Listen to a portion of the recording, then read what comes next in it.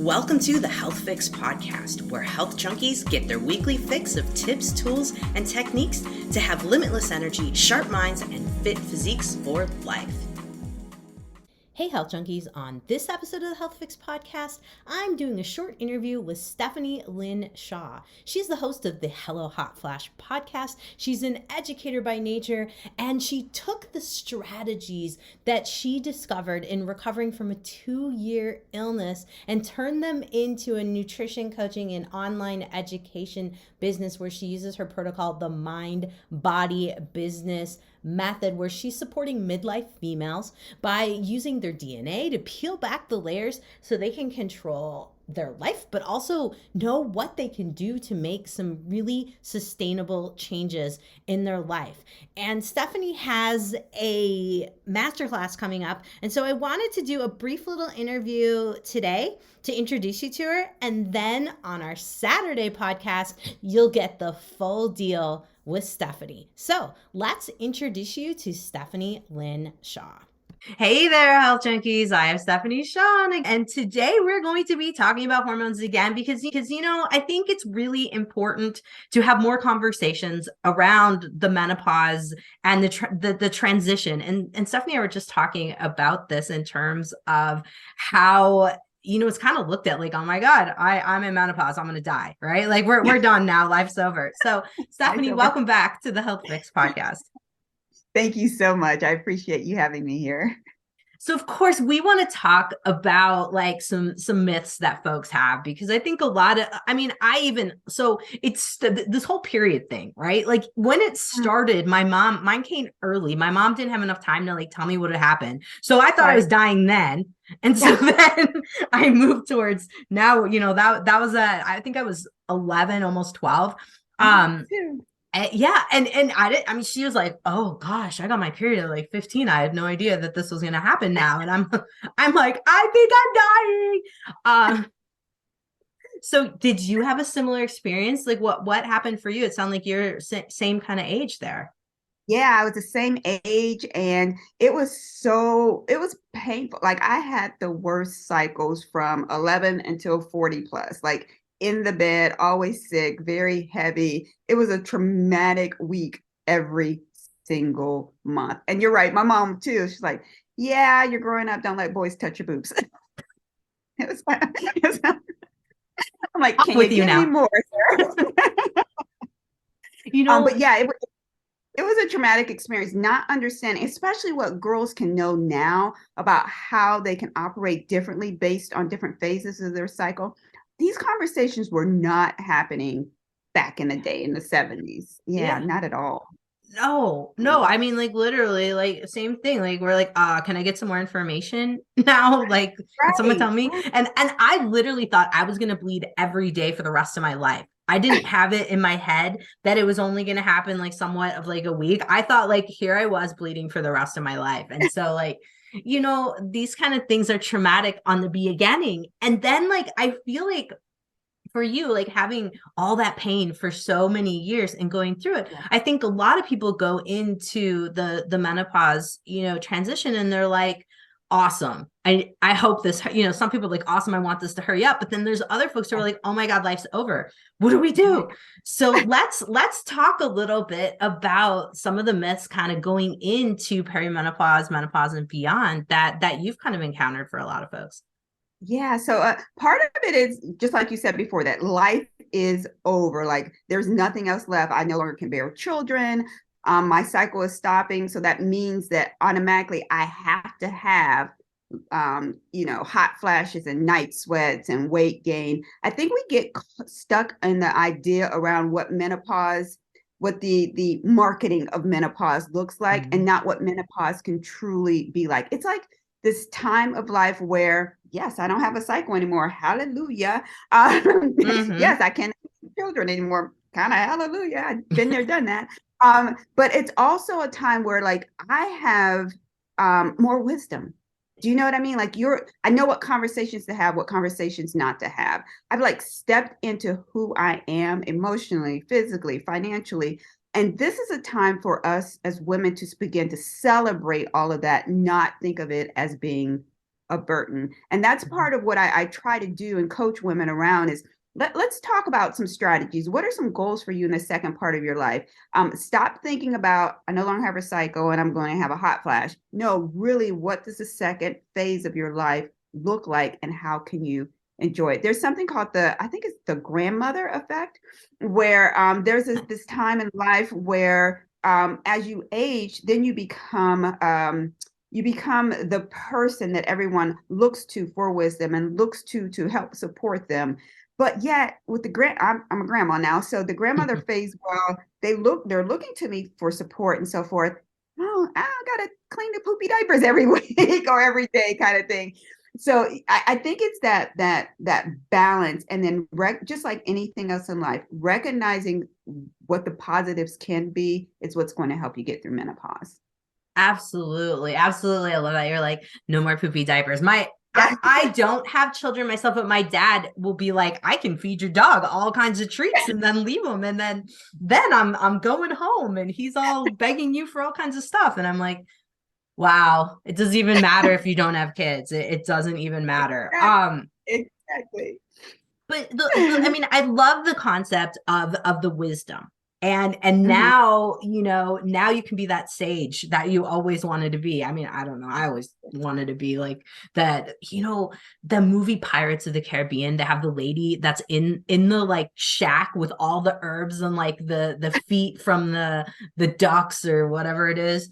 I want to be that lady is my dream.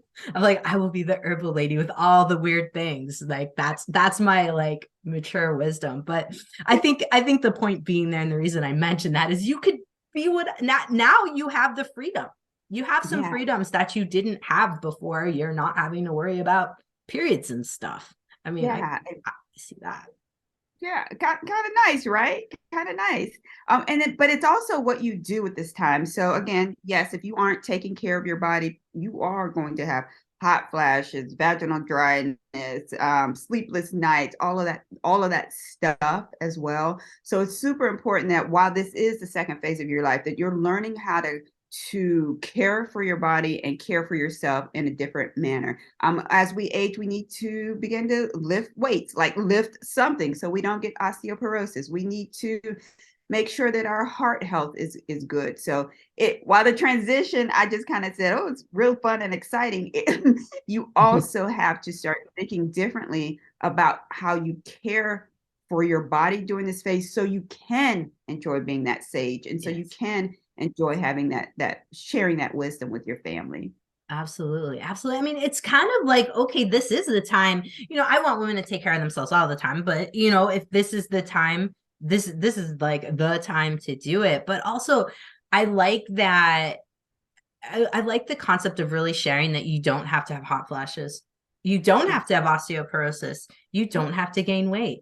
In fact, you No. don't have to have any of the symptoms, but you do have to do something not to have them. Exactly. So me, for example, I don't have hot flashes, but I will say if I eat a lot of tropical fruit, I'll have a hot flash. So what should I do? Not eat a lot of tropical fruit. Like understanding your body, knowing what's going on. And the reason that I believe I don't is because I'm doing all the other things in order to make sure that my body isn't reacting in this stage where my estrogen is dropped and so forth. My body isn't reacting in a negative manner. My body's not fighting me Right. because I'm doing all the other things that need to take place in order to stay healthy. Not having a fight with the body. I think Yeah. that's like one of the things that I think we fight a lot, even sometimes in younger years with body Mm-hmm. image, with Mm-hmm. a lot of that fight. And I think, thinking as the older age, like this is the time not to fight Yeah. anymore. Yeah. Yeah. You do not have to be a size two. Do Yep. you know what I mean? You don't have to be, uber thin and so forth, but you need to be healthy so you can live the second phase of your life in a manner that's happy and joyful. You think about the second phase of your life, you're probably going to retire. You may have some more expendable income. Like, do you want to be retired with this expendable income sitting on a lazy boy watching TV every day? Or do you want to have the energy to move forward?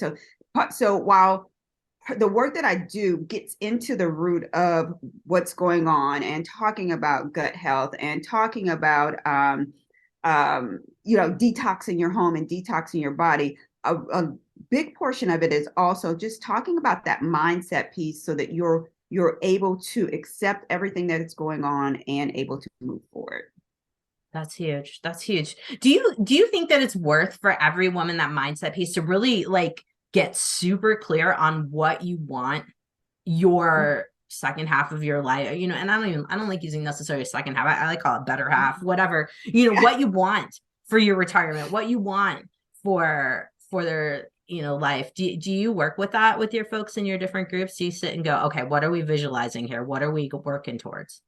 Yeah, so I have a program coming up, a master class coming up, and part of the work behind the master class, I cannot say that big word today, is a step-by-step action plan. So what does that look like in that second phase? Where do you need to go financially? Where do you need to go emotionally? Is there like someone that is always riding your butt, and you need to have a big girl conversation so that you can eliminate the stress in your body? So yes, coming up with an action plan for the better half of your life is super important. And then understanding what, we all make plans, what happens in January, we all have this big plan, but the important part is making it manageable so that you can actually take the steps in that step-by-step action plan and implement them in your life, and sustain them as well. I'm huge on the sustainability thing, because like I tell people, like, I want you to hang out with me, work with me for a little bit. I teach you what you need to be doing, and get to know your body better. And then you got it. You're your own best coach now. That's my MO. So that's what's going on in your masterclass, I bet, just knowing you. Yes. And I think that's huge, because people can tell you what to do, but 3 months later, if you're still not doing it, you wasted your time, money, energy, and so forth. So you need to have a plan in order for you to be able to sustain. Absolutely. Absolutely. So what other kind of things might we find in your master class here? Because I'm intrigued. I definitely am like, I want to sign up. So tell us more. Give us more scoop on what else, like give us some nuggets that we could find. Yeah. So I think one of the most exciting parts for me is the detox section. So we only touch on that a little bit in the masterclass. It's actually in the course, but a lot of times people will think, okay, I'm going to eat better, I'm going to exercise, but they may not even realize that they're putting a ton of chemicals on their body or in their body, burning candles, spraying stuff all over your house, makeups, shampoos, lotions. All of those things can impact your estrogen levels as well. And I think that often becomes the aha moment for people that are like, I'm eating healthy, I'm doing everything you said, but you also need to recognize that there's so many additional chemicals that we are taking in our body each day. So helping folks understand that. That's one of the most exciting parts for me, is talking about that. And then stress. How many times have I been on a call and like that becomes the subject, stress, because sometimes we don't recognize what is stressing us out. So personally, I was sick for almost 2 years, but I journaled a lot during that time, and I started to find a pattern. If I was not journaling, I wouldn't have recognized the pattern that this one particular person caused my cortisol levels to rise. Like I actually had sciatic pain because of that person. So actually walking through stress, what that looks like, how to identify stress, and then how to have that conversation around it to make sure that you're not stressed out. Oh my gosh. That has been probably the number one thing I found with my clients too over time, is that if we don't tackle the stressors, we don't tackle the things that are pains in the butt, literally, then we don't get anywhere. We can spin our wheels on doing all the things, but it's that deep dive internally. And, it's one of those things that I had to even call myself out on and be like, wow, I really need to do this. And yeah. I know. And it's hard too, especially when you figure out that the stress is caused by a loved one or a close friend, or maybe the stress is even your job and you're thinking, is it time for me to leave or find something else? But I have a good income. And so it becomes very difficult once you identify, not difficult. It becomes, once you identify it, you have to come up with a really clear plan, especially when it's going to impact you if it's going to impact you at a high level, so that you can come out of it. Absolutely. Absolutely. And yeah, sometimes it is a little bit of ones that we don't want to face, but it can be the biggest like aha and just game changer moment. And not only, with journaling, not only that, we can figure out like what foods don't like us, what timing of eating, do not work well with us. We can learn so much from just a basic journal that it blows my mind. Yeah, I know it doesn't. I always sometimes I sit and think, I'm like, okay, are these like too simple? Like journal, meditation, relieving stress. And while to the ear or to someone who's never done it, it may seem like it's a simple process, but it's so super powerful when you can go back and look at your story. And I think it's powerful for people as well, especially when it relates to journaling. Like if it's 3 years later and you're still dealing with the same crap, like hello, you need to figure out how you're going to do something about that. So I even though it may seem like a simple or easy form of relieving the stress, it's a very powerful way. Yeah. Yeah. No, I absolutely agree. I absolutely agree. And journaling might sound a lot of work to some folks, like, oh man, you're gonna add something else to my day. I said, but I've told people like over and over again, it's the most valuable part of It your day is. because it's your reflection to know how you interact with your environment and how it interacts with you. Yes. And also, people often think that they have to write a page or two. Sometimes I just say, I am grateful for. And Mhm. then if I go back a couple weeks later, I'm like, oh, I forgot all about that. Someone sent me a gift in the mail, or I have a girlfriend who sends me random cards every once in a while. And like, Aw. if you go back and look at that in your journal, you're like, oh, I forgot that she had sent me a card on that day. So don't feel overwhelmed and as if it's something extra to do. Maybe today you can only write a sentence, but when you can dig a little deeper, then do that as well. I like that. I like that. What other nuggets you got there that we can share? Let's do one more because we don't want to give it all away because we definitely want people to check out your master class. But give us another little nugget. What you got? Yeah. So the other thing that I think is super important, you and I were talking about this a little bit before, gut health. Mm-hmm. So people don't recognize every single thing starts in the gut. In the master class we talk about that. What does your gut health look like? How can you impact your gut health in a positive manner? The connection between your gut and your hormones, and then some tips to heal your gut during menopause. So getting and also some good healthy recipes are in the class, Ooh. in that course. I know, right? But having that conversation around gut health, again, sometimes people don't make that connection. And once you start to make that connection with the gut, then that can help you with your menopausal symptoms as well. Oh man, the gut is so huge, so huge. And the Mhm. fact that you have recipes, because I'm always asked about recipes, and I know you like to cook like me, so it's Yes. always fun to have that going there. Now, do you do any seed cycling? That is probably something that's a big one that I'm asked a lot. Tell me what your stance is there. So no, I have not done that, but it keeps like going on this list of things like, ooh, I think that's something I should try. I have not done that. How are you finding that powerful? I've used it for years with my younger ladies. And I just now started to integrate it in with menopausal ladies because I was like, well, if it helps balance and like literally like some of my teenagers, seed Yeah, cycling is amazing for getting the periods to balance because we're getting the good fats in that and right. trying to get them away from all the processed seed oil chips and things. But Yeah. yeah, having the seed cycling and throwing the like seed mixtures into different foods. I just threw some into chili the other day and it was actually kind of good, like crunchy chili. Who would have thought? I might, people might think I'm weird, but that's okay. Anyway, it's good stuff. And so with my menopausal ladies, instead of cycling, it's literally Mhm. like estrogenic seeds, Flaxseed. progesterone booster seeds. Yeah. And you just dump them in together. And instead of, first half of the cycle, you have the estrogen ones, and second half, you have the progesterones. You just do them all at once. And then you Because got, you need both of them. mm-hmm, So mm-hmm, yeah. Oh, I mm-hmm. like that. Note to self. I always say I either interview people or I get interviewed so I can learn some good tips. And Oh, that's one man. thing. Man, I learned so much from anyone and everyone I talk to. Like, that's the blessing of being able to do these. So let's talk about how folks can learn from you, where they can find this masterclass, how they can get on board, because I definitely want people to be able to jump in and get the benefits like in as soon as they possibly can. So give us the scoop. How do they find out? How do they get in touch with you? What do we do?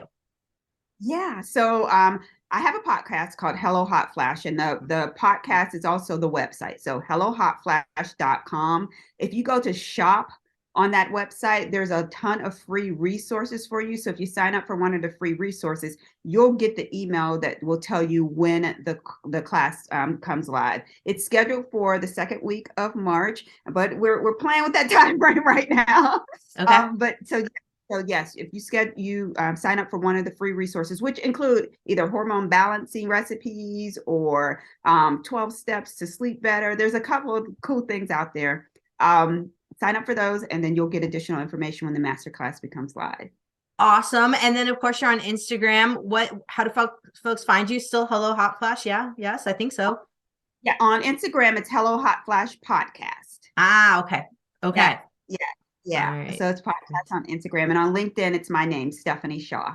Awesome. So guys, you know what? You've heard me talk with Stephanie before. If you haven't, you better go back to that podcast, because we're going to have Stephanie on here in the different chats throughout the season so that you can hear different things. But I definitely recommend you check out her free resources. I mean, recipes, who doesn't need some recipes? And Right. estrogen balancing ones and hormone balancing ones in particular. Yes, please. So definitely check it out. I'll have all the notes in drjkrauseND.com on my website. And then, of course, things will be over at Instagram, and we'll make sure we get a link up there. So, Stephanie, thank you so much for stopping in and chatting with me. I appreciate it. You are so welcome. I really appreciate you. Thank you for having me. You're welcome. Hey, fellow health junkie. Thanks for listening to the Health Fix podcast. If you enjoyed tuning in, please help support me to get the word out about the podcast. Subscribe, rate, and review, and just get that word out. Thanks again for listening.